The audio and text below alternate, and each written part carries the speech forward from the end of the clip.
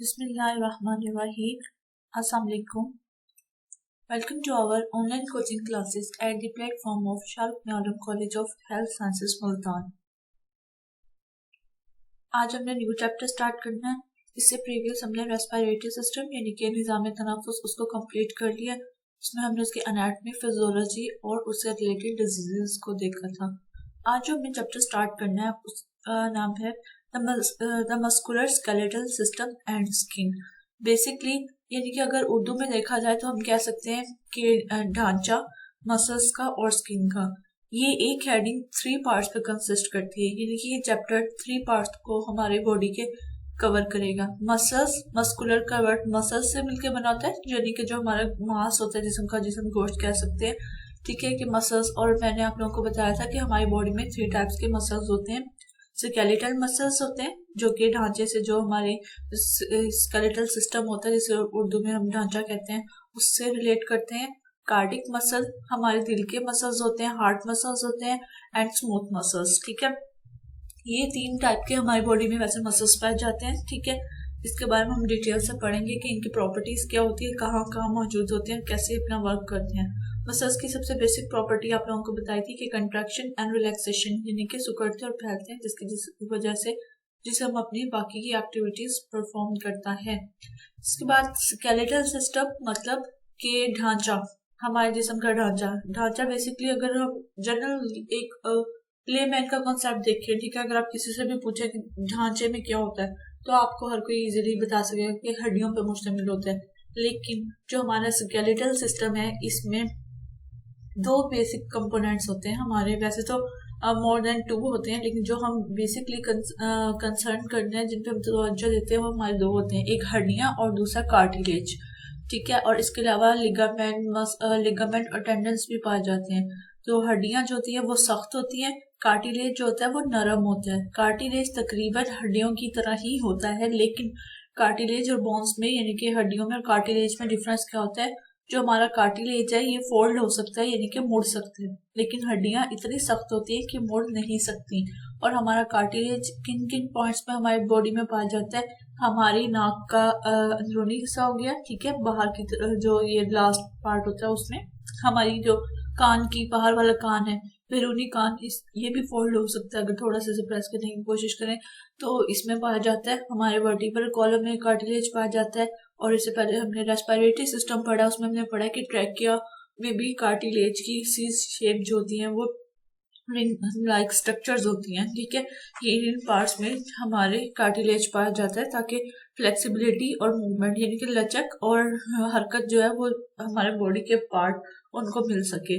और third part आ जाता है स्किन यानी कि हमारी, जिसे हम जिल्द कहते हैं, जिस्म का बैरूनी हिस्सा होता है और हमारे जिस्म का सबसे बड़ा ऑर्गन है, ठीक है ना।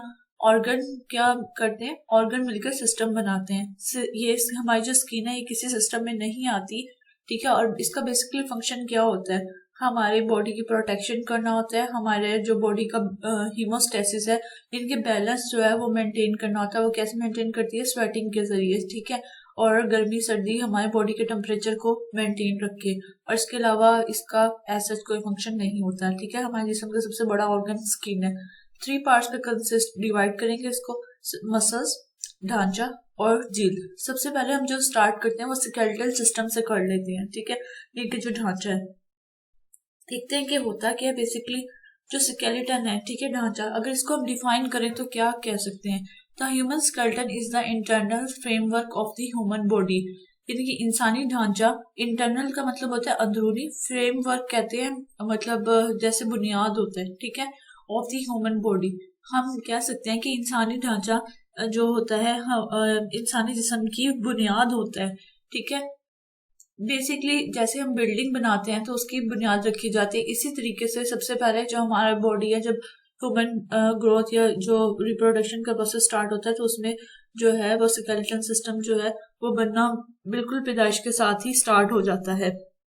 शुरू में जब बच्चा पैदा होता है, ठीक है, एट बर्थ, तो हमारे अंदर जो बच्चे के अंदर बोन्स की तादाद होती है वो होती है 300, लेकिन जैसे जैसे हम अडल्ट होते हैं, बड़े होते हैं, इनकी तादाद हो जाती है 206, ये अक्सर एमसीक्यूज या वाइवा में पूछ लिया जाता है कि ह्यूमन में कितनी बोन्स होती हैं। तो अगर एक बालिग इंसान का पूछा जाए तो 206 होती हैं, लेकिन पैदाइश के वक्त 300 होती हैं। फिर वो बोन्स जाती कहाँ हैं? असल में जब पैदाइश होती है उस टाइम क्योंकि नए ऑर्गन्स बने हुए होते हैं, बन रहे होते हैं कुछ, तो छोटी छोटी काफी सारी हड्डियां होती हैं। जैसे जैसे इंसान के अंदर ग्रोथ एंड डेवलपमेंट हो रही होती है, ठीक है, वो बड़ा हो रहा होता है, वो हड्डियां फ्यूज हो जाती हैं, यानी कि आपस में मिल जाती हैं और बड़े ऑर्गन्स बना देती हैं। फॉर एग्जाम्पल हमारी स्कल की यानी कि जो खोपड़ी की हड्डी है वो इस तरह से उनकी तादाद 206 रह जाती है, ठीक है। और स्केलेटल सिस्टम हमारे ढांचे का, ये तो होगी डेफिनेशन सिंपल सी। अब इसके कुछ बेसिक फंक्शन है, ठीक है। इतनी सारी हड्डियां अल्लाह ताला ने हमारे जिस्म में रखी क्यों है, इसका फंक्शंस क्या है? बेसिकली वैसे तो काफी सारे फंक्शन है अगर देखा जाए तो, लेकिन आप लोगों ने इनको जो करना है, इन 3 को आप लोगों ने लिखना है। Protecting internal organs from the injury. हड्डियां जो होती हैं वो बेसिकली क्या करती हैं, हमारे जो इंटरनल वाइटल ऑर्गन्स होते हैं उनको जख्मी से या कोई एक्सीडेंट होता है तो उससे बचाती हैं, ठीक है। इंजरी का मतलब कहते हैं नुकसान से। वी कैन से कि स्केलेटल सिस्टम हमारे जो अंदरूनी अज़ा होता है उनको जख्म होने से या जख्मी होने से बचाते हैं। कैसे उसकी प्रोटेक्शन करते हैं? जैसे हमारे वाइटल ऑर्गन हो गए जिसमें हमारा दिमाग यानी कि ब्रेन आ गया, हार्ट आ गया और लंग्स आ गए। हार्ट और लंग्स की हम जानते हैं कि हमारी जो रिब्स हैं वो प्रोटेक्शन कर रही होती हैं, ठीक है, पसलियां जो होती हैं। हमारा जो ब्रेन है उसकी प्रोटेक्शन के लिए अल्लाह ताला ने खोपड़ी बनाई है, ठीक है, जिसे हम स्कल कहते हैं, वो प्रोटेक्शन कर रही होती है।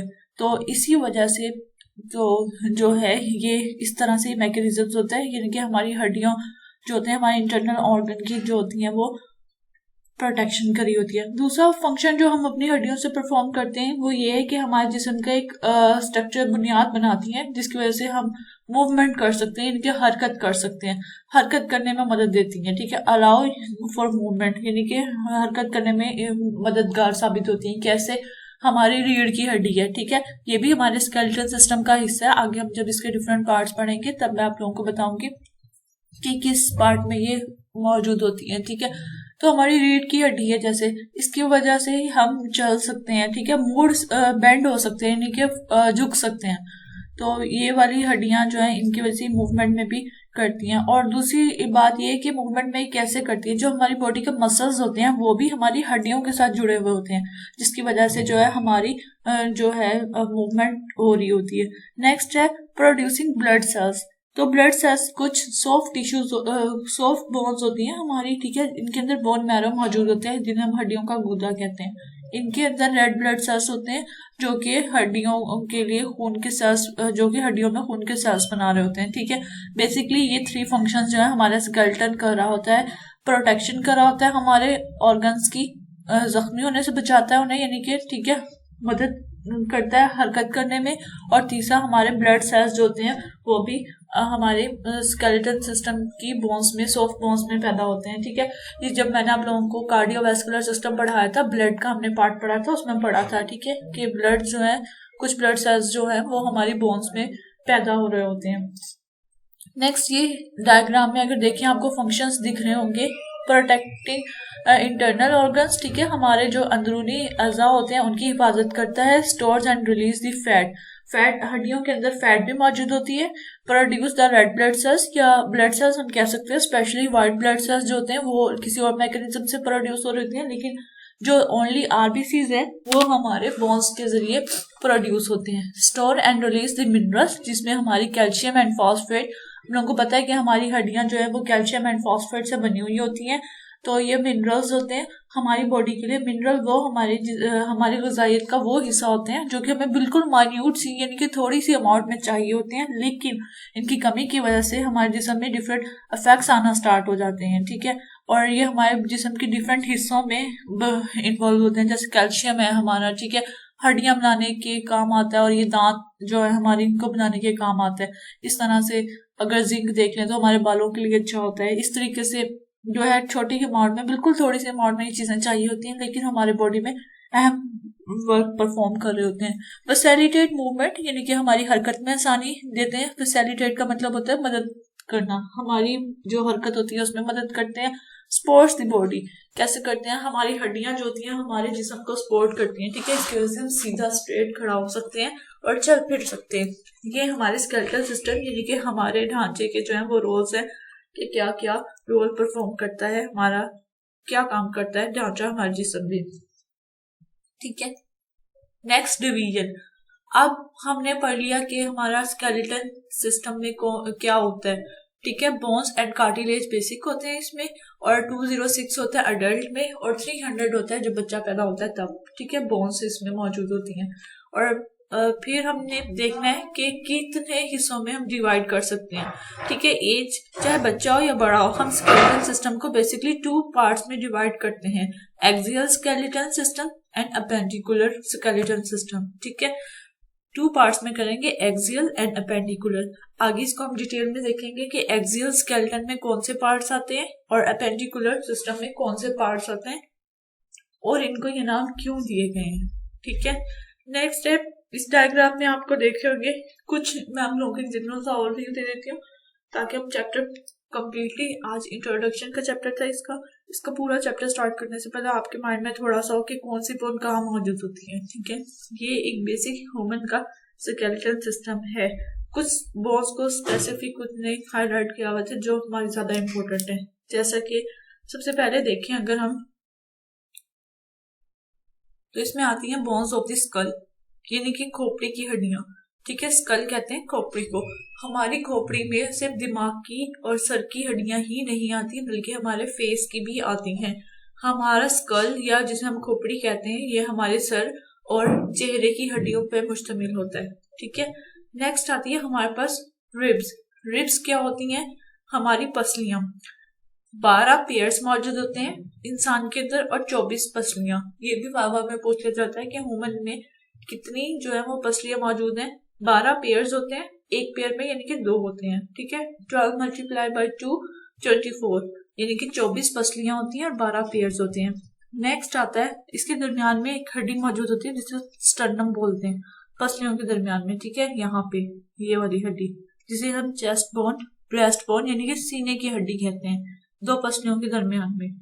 नेक्स्ट अगर हमारे पास आता है, इसी के पीछे हमारे, आप लोगों को फील होगा, हमारे स्केलेटल सिस्टम में वर्टिब्रल कॉलम होता है जिसे हम रीढ़ की हड्डी या स्पाइन कहते हैं, ठीक है।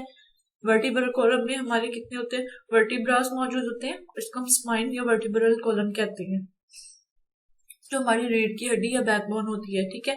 इसके अलावा हमारे अगर ये देखें इस तरीके से बाजू की तरफ आ जाए तो ह्यूमरस जो हमारा ऊपर, बाजू को भी हम 2 वैसे 3 पार्ट्स में तकसीम करते हैं, ऊपर वाला बाजू, नीचे वाला और उंगलियां। जो हमारा अपर आर्म होता है, ठीक है, इसे हम फोर आर्म भी कहते हैं, और उसकी एक हड्डी होती है जो हमारा ऊपर वाला बाजू का हिस्सा होता है जिसे हम ह्यूमरस कहते हैं। ह्यूमरस जो ऊपर वाले बाजू की हड्डी होती है, सिर्फ एक होती है इसमें, ठीक है। नीचे की तरफ आते हैं, जो हमारे नीचे वाला हाथ से जो बिल्कुल करीब होता है हिस्सा, इसको हम बोलते हैं, इसमें 2 हड्डियां होती हैं, रेडियस और अल्ना, ठीक है। इसमें हमारी 2 आती हैं, रेडियस और अल्ना। ये दोनों तकरीबन एक जैसी ही होती हैं, ठीक है। और रेडियस जो होती है ये दोनों साथ साथ ही मौजूद होती है। जो रेडियस होती है वो अंदर की तरफ मौजूद होती है, अल्ना जो होती है वो बाहर की तरफ अल्ना जो होती है अंदर की तरफ होती है और रेडियस बाहर की तरफ, यानी कि हमारे जो जिस्म के पार्ट्स हैं उसके करीब जो होती है हमारी अल्ना होती है।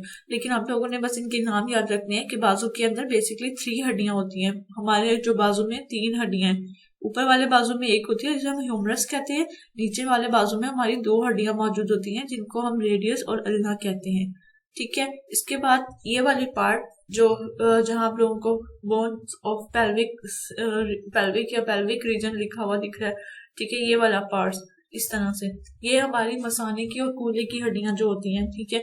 ये इसके बारे में भी डिटेल से पढ़ेंगे।